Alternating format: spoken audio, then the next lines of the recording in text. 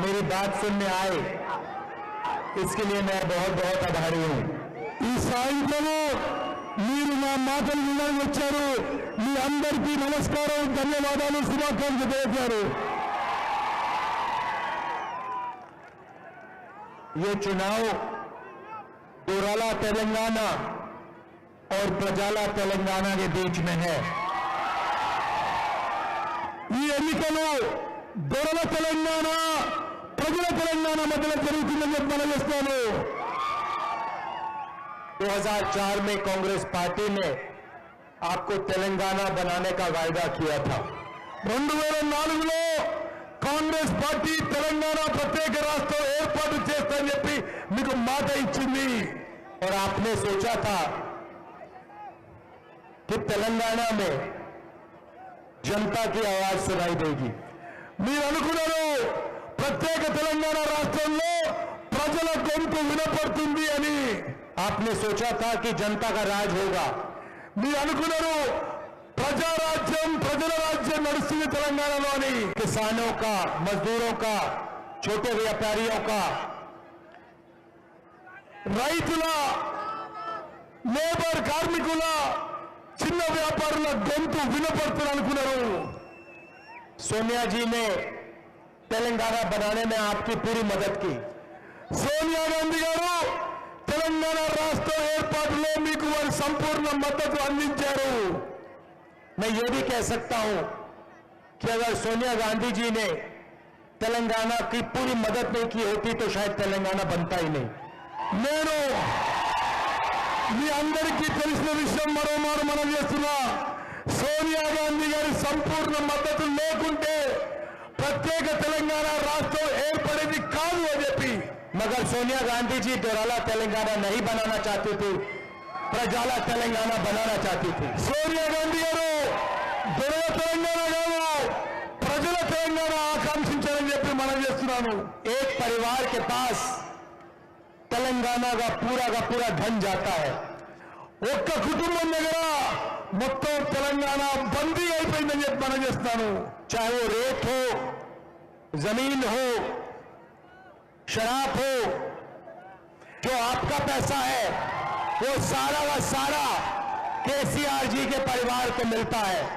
ఇసుక, భూములు, నిక్కరు అన్ని విషయాల్లో కేసీఆర్ పరివారం అవినీతిలో కూరుకుపోయిందని మనం చేస్తాను. पिछले 10 साल केसीआर ने आपसे पैसा लूटा है। గత 10 ఏళ్లుగా కేసీఆర్ మీ పైసలు దొంగతనం చేసిండు, లూటీ చేసుకున్నాడు. मैं आपको बता रहा हूं जितने रुपए केसीआर ने आपसे लूटे हैं उतने रुपए हम आपको वापस देने जा रहे हैं।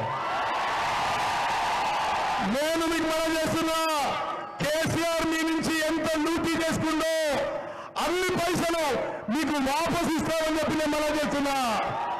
अभी चाय की दुकान में मैं एक बुजुर्ग व्यक्ति से बात कर रहा था, उसने मुझे बताया कि हजारों रुपए का बिजली बिल आया उसको। ఇప్పుడే ఒక చాయ్ దుకాణం ఆయన ఒక ముసలినందుడు కరెంటు బిల్లు 1000 రూపాయలు వస్తుందని చెప్పిండు. उनसे मैं कहना चाहता हूं, जैसे हमारी यहां सरकार आएगी, गृह ज्योति स्कीम के माध्यम से 2000 यूनिट बिजली के फ्री में मिलेंगे। కాంగ్రెస్ ప్రభుత్వం రాగానే ఇక్కడ 200 యూనిట్లు విద్యుత్ యూనిట్లు ఫ్రీగా ఉచితంగా యూజ్ చేయబోతున్నాము. उसी चाय की दुकान में एक बुजुर्ग महिला ने मुझे कहा कि उनको 2000 रुपए पेंशन में मिलते हैं। అక్కడే ఒక వృద్ధురాలు, ఒక మహిళ, ఆమెకి 2000 రూపాయలు పెన్షన్ వస్తుందని చెప్పారు నాకు. और उन्होंने कहा कि 2000 रुपए से उनका काम नहीं बनता। 2000 రూపాయలు పెన్షన్ సరిపోవడం లేదని చెప్పి ఆ మహిళ నాకు తెలియజేశారు. उन्हीं को मैं कहना चाहता हूं कि जैसे ही कांग्रेस पार्टी की सरकार आएगी, आपका पेंशन 2000 का नहीं होगा, आपका पेंशन दुगना हो जाएगा, 4000 रुपए का होगा। అటువంటి వృద్ధులకు, మహిళలకు తెలియజేస్తున్నాను, కాంగ్రెస్ ప్రభుత్వం రాబోతుంది. కాంగ్రెస్ ప్రభుత్వంలో 2000 నుంచి 4000 రూపాయలు పెన్షన్ పెంచబోతున్నాము. और उसी महिला से मैं कहना चाहता हूं और तेलंगाना की सब बुजुर्ग महिलाओं से कहना चाहता हूं, अगर आप बीमार होंगी तो आपको 10 लाख रुपए हेल्थ केयर पेंशन मिलेगा, हेल्थ केयर इंश्योरेंस मिलेगा। నేను ఆ మహిళకి తెలంగాణలో వృద్ధులందరికీ తెలియజేస్తున్నా, రాబోయే కాంగ్రెస్ ప్రభుత్వంలో 10 లక్షల రూపాయల వరకు ఉచితంగా వైద్య సదుపాయం కల్పించబోతున్నాము। अब यहां पे मुझे बहुत सारी महिलाएं दिख रही हैं। ఇక్కడ చాలా మంది మహిళలు నాకు అవపడుతున్నారు। आप महंगाई से इसका सामना करती हो, మీకు అధిక ధరలు పెరగడం మీకు చాలా ఇబ్బంది కలిగిస్తుంది। 1000 रुपए सिलेंडर की देती हो, 1000 రూపాయలతో గ్యాస్ సిలిండర్ కొనుక్కుంటున్నారు। बच्चों की शिक्षा के पैसे देते हो, పిల్లల విద్య కోసం పైసలు ఇవ్వాల్సి వస్తున్నది। बस में आपको कहीं जाना पड़ता है तो आप पैसे देती हो। ఆర్టీసీ బస్సుల్లో టికెట్ కొనుక్కొని పైసలు కట్టాల్సి వస్తున్నది। हम आपके लिए, आप सबके लिए महालक्ष्मी स्कीम लाए हैं। మహిళలందరి కోసం మహాలక్ష్మి పథకం తీసుకొచ్చినాము। अब ये जो सब महिलाएं यहां दिख रही हैं और तेलंगाना की सब महिलाओं को मैं कहना चाहता हूं, आपका नाम क्या है? आपका नाम क्या है? పేరు హరిత। अरिता जैसी करोड़ों महिलाओं को मैं कहना चाहता हूं, जैसे ही कांग्रेस पार्टी, अरिता जी, जैसे ही कांग्रेस पार्टी की सरकार आएगी, वैसे ही आप जैसी करोड़ों महिलाओं के बैंक अकाउंट में हर महीने 2500 रुपए जाएगा। హరిత లాంటి కోట్లాది మంది మహిళలకు, ప్రతి మహిళకు ప్రతి నెలకి 2500 రూపాయలు మీ బ్యాంక్ అకౌంట్ లో వేయబోతున్నాము। उसके बाद आज आप 1000 रुपए का सिलेंडर खरीदती हैं, जैसे हमारी सरकार बनेगी आपके वहां सब 500 रुपए आपके वहां बन जाएंगे। రాబోయే కాంగ్రెస్ ప్రభుత్వంలో గ్యాస్ సిలిండర్ 500 రూపాయలకే ఇవ్వబోతున్నాము। अरिता जी, आप बस में घूमती हैं, బస్సు తిరుగుతాను, बस में जाती हैं? जाती हैं। ఏమంటున్నావు?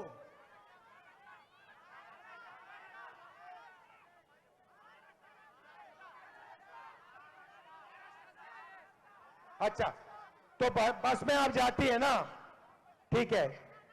इसके बाद जब हमारी सरकार आएगी, जब आप बस में जाएंगी, आपको टिकट खरीदने की कोई जरूरत नहीं होगी, आप फ्री में घूमेंगी। రాబోయే కాంగ్రెస్ ప్రభుత్వంలో మహిళలందరికీ ఆర్టీసీ బస్సుల్లో ప్రయాణం ఫ్రీగా ఉచితంగా జరగబోతుందని తెలియజేస్తున్నాను। और किसानों से मैं कहना चाहता हूं, రైతు भरोसा स्कीम 15,000 रुपए प्रति एकड़ किसानों को, 12,000 रुपए प्रति एकड़ मजदूरों को। రైతులకి రైతు భరోసా కింద ప్రతి సంవత్సరం ప్రతి ఎకరానికి 15,000 రూపాయలు ఇవ్వబోతున్నాము। రైతు కూలీలకి ప్రతి సంవత్సరము 12,000 రూపాయలు ఇవ్వబోతున్నాము। आप यहां टर्मरिक उगाते हो, ఇక్కడ పసుపు పెద్ద ఎత్తున గ్రో చేస్తారు। मैं जानता हूं कि 5 साल पहले प्रधानमंत्री ने आपसे झूठा वायदा किया था। బీజేపీ పెద్దలు ప్రధానమంత్రితో సహా పసుపు రైతులకి 5 ఏళ్ల క్రితం వాగ్దానాలు ఇచ్చి అమలు చేయలేని మాట మీకు అందరికీ తెలుసు। हिंदुस्तान के प्रधानमंत्री के शब्दों में कोई वजन नहीं रहा। భారతదేశ ప్రధానమంత్రికి ఆయన చెప్పే మాటలకు విలువ లేదు। जो वायदा 5 साल पहले किया था, सुना है 10 दिन पहले फिर से किया। 5 ఏళ్ల క్రితం బీజేపీ పెద్దలు ప్రధానమంత్రితో సహా ఏదైతే వాగ్దానం ఇచ్చిండో 4.5 ఏళ్ళు చేయక మళ్ళీ 10 రోజుల క్రితం టర్మరిక్ బోర్డు గురించి మాట్లాడిండు।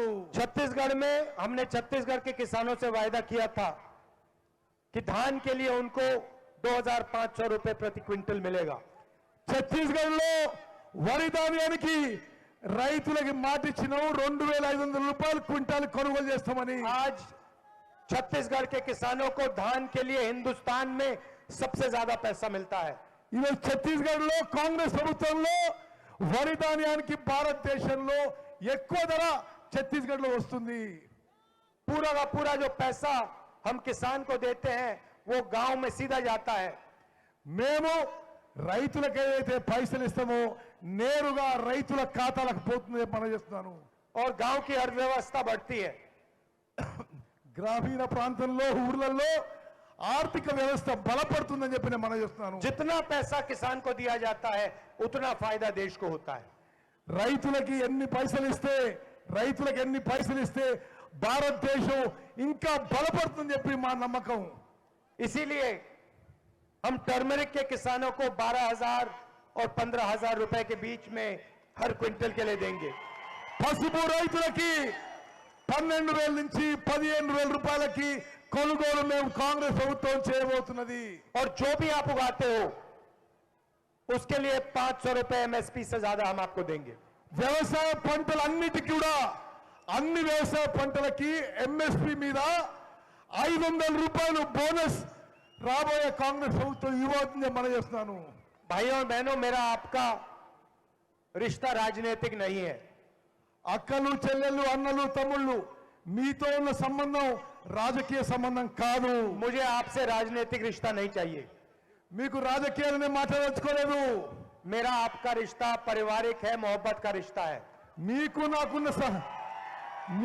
నాకున్న బంధం అనుబంధం ప్రేమ అభిమానంతో మీకు మాకు ఒక కుటుంబ సభ్యుల ముందున్న బంధం మనం చేస్తున్నాను. और सच बोलूं तो ये सिर्फ मेरा रिश्ता नहीं है, ये मेरे पूरे परिवार का रिश्ता है. నిజం చెప్పాలంటే నా ఒక్కందే కాదు మా మొత్తం కుటుంబం మీతో కుటుంబ సభ్యులుగా ఉన్నారని చెప్పి మనం చేస్తున్నాను. जब भी तेलंगाना के लोगों को जरूरत पड़ी तो मेरे परिवार के लोग आपके साथ खड़े रहे. తెలంగాణ ప్రజలకి ఎప్పుడు అవసరం వచ్చినా నా కుటుంబ సభ్యులు మీ వెంబడి నిలబడరని చెప్పి నేను మనం చేస్తున్నాను. इंदिरा अम्मा ने आपकी जमीन की लड़ाई आपके लिए लड़ी. ఇందిరమ్మ మీ భూముల కోసం మీ పక్షాన కొట్లాడిన విషయం గుర్తు చేస్తున్నా. और सोनिया गांधी जी ने आपके लिए तेलंगाना की लड़ाई लड़ी. సోనియా గాంధీ గారు మీకోసం తెలంగాణ రాష్ట్రం ఏర్పాటు చేసిండ్రు. तो जब भी आपको जरूरत पड़ी मेरे परिवार के लोग आपके साथ खड़े थे. మీకు ఎప్పుడు అవసరం ఉన్నా ఏ ఇబ్బందులున్నా నేను నా కుటుంబ సభ్యులు మీ వెంబడి నిలబడ్డము. मगर कोई भी रिश्ता एक तरफी नहीं हो सकता. కానీ ఏది కూడా ఏ బంధం అనుబంధం కూడా ఒక సైడ్ నుంచి ఉండదు. जब भी हमारे परिवार को जरूरत पड़ी तो तेलंगाना के सब लोग हमारे साथ खड़े रहे. మా కుటుంబానికి ఎప్పుడు అవసరం వచ్చినా తెలంగాణ ప్రజలు మా కుటుంబంతో నిలబడరని చెప్పి మనం इंदिरा गांधी जी का आपने पूरा दिल लगाकर समर्थन किया. ఇందిరాగాంధీ గారికి మీరు మనస్ఫూర్తిగా మద్దతు పలికారు.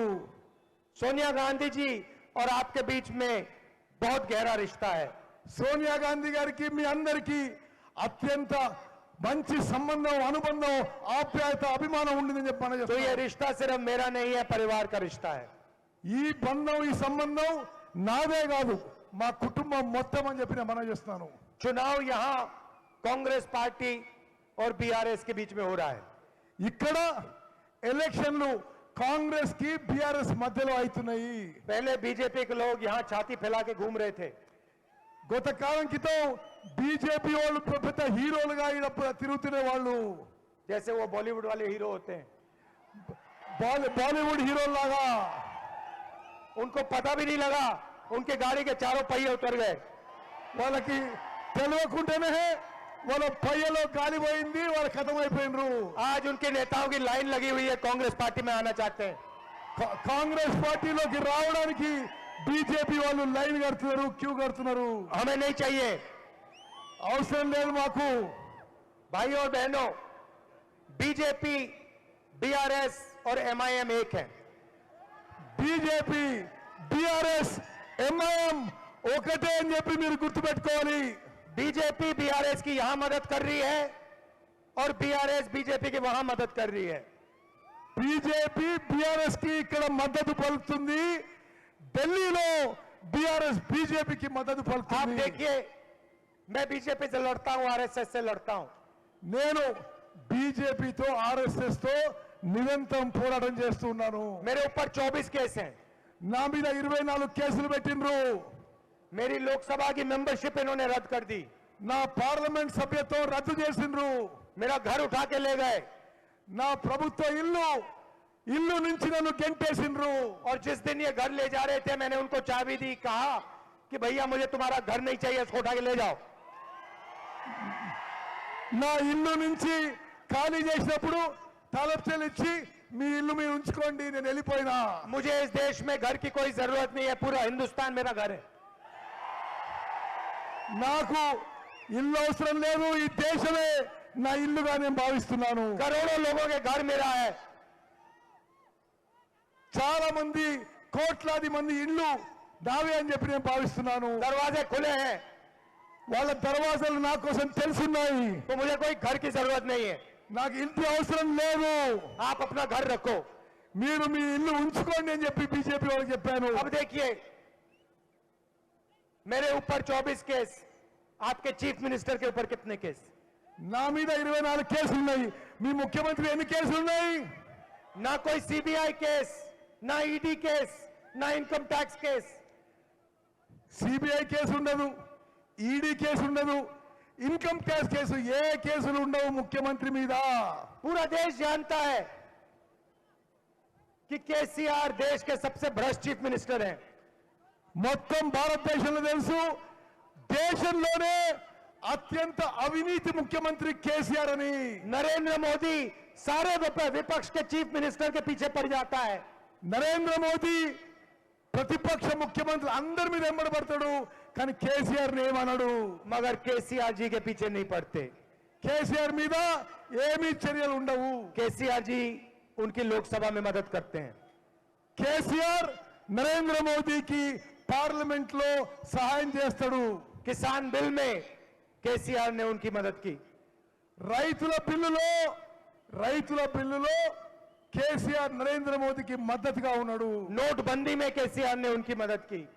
నోట్ల రద్దు కార్యక్రమంలో కేసీఆర్ నరేంద్ర మోదీకి మద్దతు. जीएसटी में उन्होंने मदद की।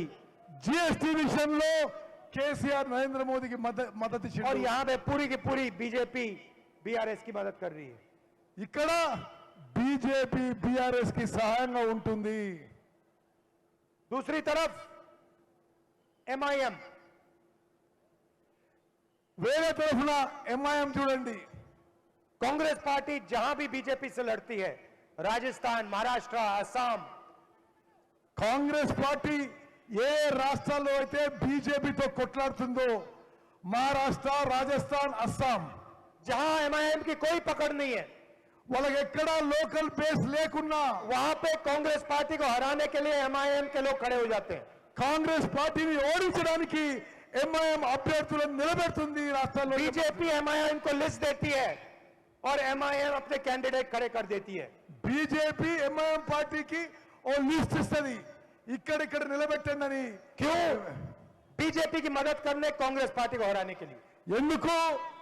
బీజేపీకి సహాయం చేయడానికి, కాంగ్రెస్ పార్టీని ఓడియడానికి. महाराष्ट्र में किसी से भी पूछ लीजिए एमआईएम क्या करती है, पूरा प्रदेश आपको कहेगा बीजेपी को जिताने की कोशिश करती है, कांग्रेस को हराने की कोशिश करती है।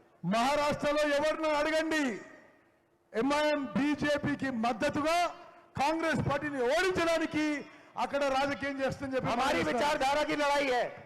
మాది ఆలోచన విధానం, ఐడియాలజీ మీద ये మా యుద్ధం. ये मेरे लिए राजनीतिक लड़ाई नहीं है, ये खून की लड़ाई है, डीएनए की लड़ाई है। ఇది రాజకీయం కోసం కొట్లాట కాదు, సెక్యులర్ కోసం, ఐడియాలజీ కోసం, మా రక్తం కోసం, మా నమ్మకం కోసం ఈ కొట్లాట. अगर ये मुझे मेरे ऊपर आक्रमण नहीं करते, सुबह मैं उठता हूं और बीजेपी के लोग मुझे गाली नहीं देते, तो मैं सोचता हूं भाई कुछ ना कुछ गलत है, कुछ ना कुछ कमी रह गई। నా మీద దాడి చేయకుంటే, నా మీద ఏదో తప్పు జరుగుతుందని చెప్పి నేను భావిస్తాను. खून की बात है, ఇది నా రక్తంలో ఉంది, विचारधारा की बात है, ఇది నా ఆలోచనలో ఉన్నది. और इनसे ये लड़ाई नई लड़ाई नहीं है। मेरा परिवार इनसे 100 साल से लड़ रहा है। నా కుటుంబ సభ్యులు ఈ బీజేపీ ఆర్ఎస్ఎస్ ఆలోచన విధంతో 100 ఏళ్లుగా కొట్లాడుతున్నారు. और हम इनको हर प्रदेश में हराएंगे। మేము అన్ని రాష్ట్రాల్లో వీళ్ళని ఓడిస్తాము. बीआरएस को यहां हराएंगे, బీఆర్ఎస్ ని ఇక్కడ ఓడిస్తాము. मध्य प्रदेश में, छत्तीसगढ़ में, राजस्थान में बीजेपी को हराएंगे। మధ్యప్రదేశ్, ఛత్తీస్గఢ్, రాజస్థాన్ లో బీజేపీని ఓడిస్తాము.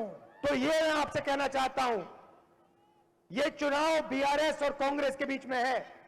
अगर आप बीजेपी को वोट देंगे, एमआईएम को वोट देंगे तो आपका वोट जाया हो जाएगा। ఈ ఎలక్షన్ కాంగ్రెస్ కి టిఆర్ఎస్ మధ్యలో ఉంది. మీరు బీజేపీకి కానీ ఎంఐఎం కానీ ఓటు వేస్తే ఆ ఓటు వృధా అవుతుందని చెప్పి మనం చేస్తున్నాను.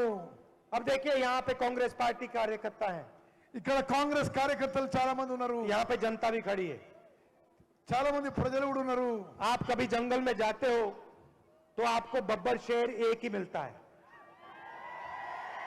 మీరు ఎప్పుడైనా అడవి పోతే పులి ఒకటే అవపడుతుంది. जैसे जंगल में आपको 10-15 बब्बर शेर एक साथ कभी नहीं मिल सकते। 10-15 పులులు ఒక చేత ఉండవు. यही है कांग्रेस पार्टी का कमाल। ఇది కాంగ్రెస్ పార్టీ యొక్క కమాల్ అని చెప్పి మనం ये देखिए हमारे हजारों बब्बर शेर बैठे हुए हैं एक साथ। ఇక్కడ వేల మంది పులులు ఉన్నారు, ఇక్కడ వేల మంది కాంగ్రెస్ పులులు ఉన్నారని చెప్పి మనం और ये जाकर बीआरएस को यहां से उखाड़ देंगे, उनकी सरकार को उखाड़ देंगे। మీరందరూ ఈ బీఆర్ఎస్ ప్రభుత్వాన్ని తరిమి కొడతారని చెప్పి మనం చేస్తున్నాను. जनता की सरकार होगी, मगर कांग्रेस पार्टी के कार्यकर्ता और बब्बर शेरों की भी सरकार होगी। రాబోయేది ప్రజల ప్రభుత్వం, కాంగ్రెస్ కార్యకర్తల ప్రభుత్వం, కాంగ్రెస్ పులుల ప్రభుత్వం అని చెప్పి మనం చేస్తున్నాను. चीफ मिनिस्टर के ऑफिस के दरवाजे, एमएलए के ऑफिस के दरवाजे तेलंगाना की जनता और कांग्रेस पार्टी के कार्यकर्ताओं के लिए खुले मिलेंगे। రాబోయే కాంగ్రెస్ ప్రభుత్వంలో ముఖ్యమంత్రి దర్వాజాలు, ఎమ్మెల్యే మంత్రుల దర్వాజాలు కార్యకర్తలకి ప్రజలకి నిత్యం తెరిచి ఉంటాయని చెప్పి మనం చేస్తున్నాను.